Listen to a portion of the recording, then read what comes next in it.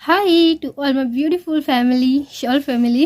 And कल की video में मैंने आपको ये सारी चीज़ें बताई है ऑलरेडी, उसका आप चेक कर सकते हैं। आज की वीडियो में हम सारे ही जो ये अपने हाउसेज है, अपने कुंडली के, इन सभी के क्या कारकत्व हैं, इन सब के क्या मतलब ख़राब गुण है, अच्छे गुण है, जो भी है वो सारी चीज़ें हम पढ़ेंगे। तो चलिए एक एक करके मैं आपको सारे 12 घरों की सारी चीज़ें बताती हूँ।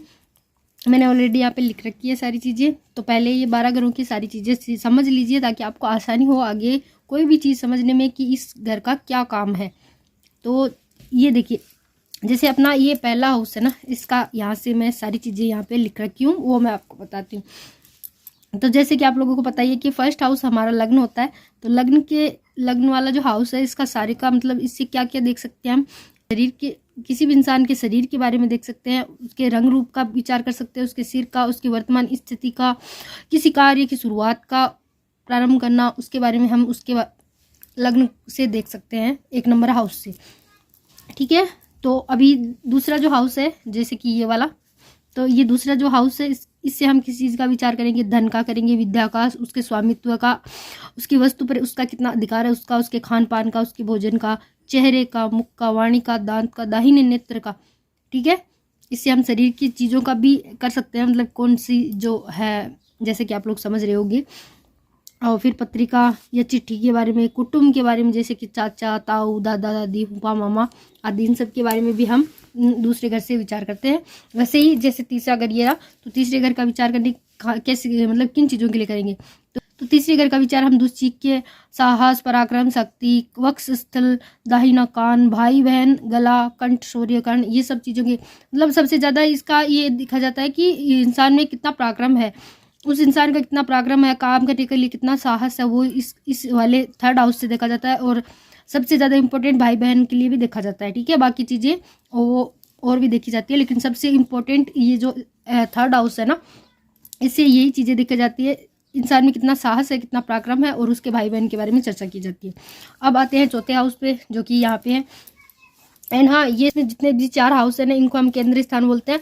और ये है हमारे त्रिकोण 1, 2, 3। ये जो फर्स्ट हाउस है ना, ये हमेशा त्रिकोण और केंद्र दोनों में आता है। ठीक है। तो इसलिए कंफ्यूज इस बात में भी नहीं होना कि त्रिकोण को कैसे देखना है। तो 1, 2 और 3, ये जो तीनों हाउस है ना, ये त्रिकोण में भी आते हैं। और ये फर्स्ट वाला हाउस है ना, ये हमेशा त्रिकोण और केंद्र दोनों में आता है। ठीक है। तो 1, 2, 3, 4, ये चारों केंद्र स्थान है। 1, 2, 3, ये 3 त्रिकोण है।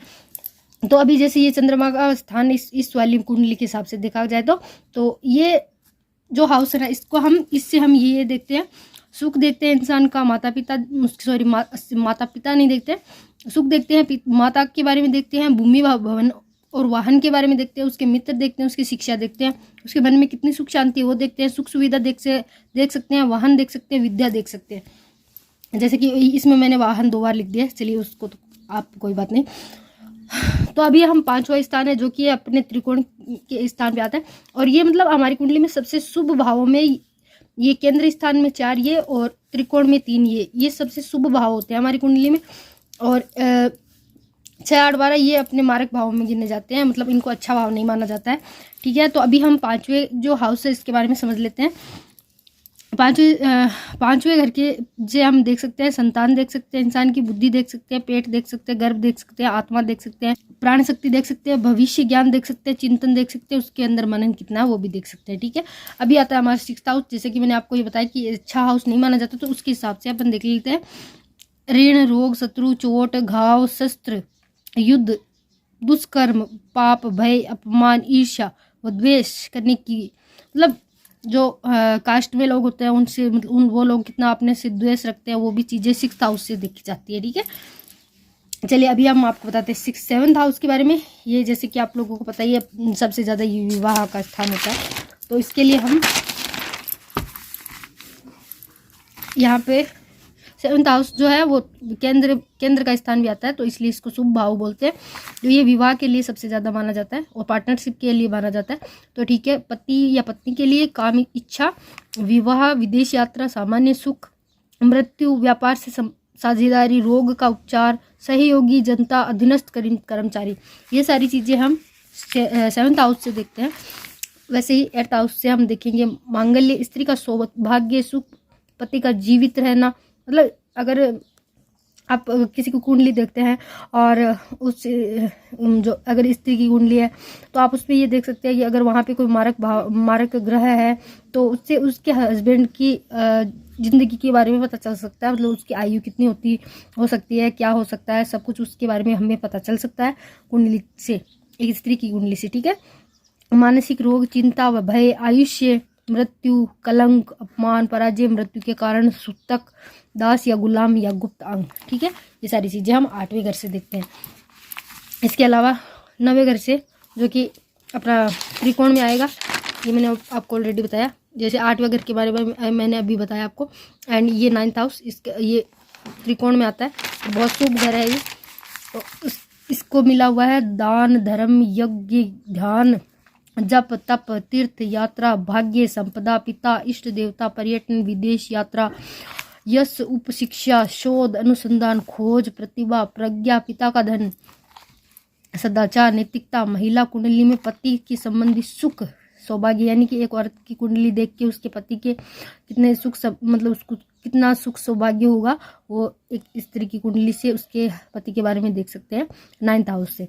धार्मिक संस्था या मंदिर, उसमें सेवा कितनी करेंगे धार्मिक कितने संस्थाओं में और में सब में, तो इंसान के कैसा होगा, धार्मिक प्रवृत्ति का होगा, वो सब भी देख सकते हैं। भविष्य दृष्टि, वो इंसान के बारे में मतलब वो अपने भविष्य के बारे में क्या समझ सकता है, जान सकता है, पूर्वानुमान लगा सकता है कि नहीं लगा सकता, वो सब 9th हाउस से देख सकते हैं।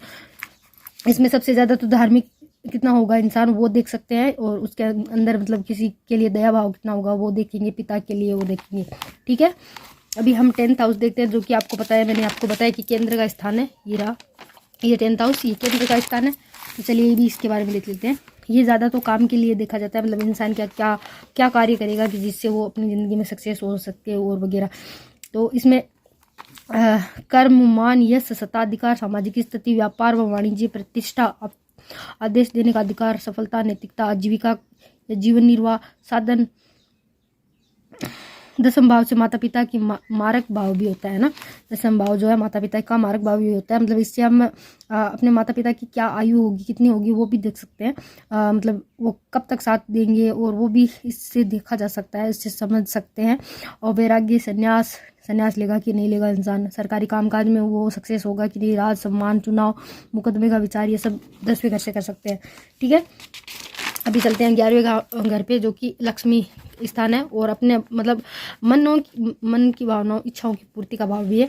तो चलिए अभी इसको भी देख लेते हैं। वैसे ये त्रिकोण और उसमें नहीं आता है, केंद्र में नहीं आता है, लेकिन फिर भी बहुत अच्छा भाव है, ये लाभ का भाव है। तो इसे देखेंगे, लाभ, आय, आमदनी, आगमन, प्राप्ति, ठीक है, सिद्धि, सफलता, वैभव, कल्याण, प्राप्ति, प्रशंसा, बड़ा भाई बहन, बायां कान, और सरसता, शुभ समाचार, ये सब चीज़ें हम 11वें भाव से देख सकते हैं, क्योंकि ये बहुत अच्छा भाव है, तो इसलिए इसके कारकत्व भी अच्छे ही है।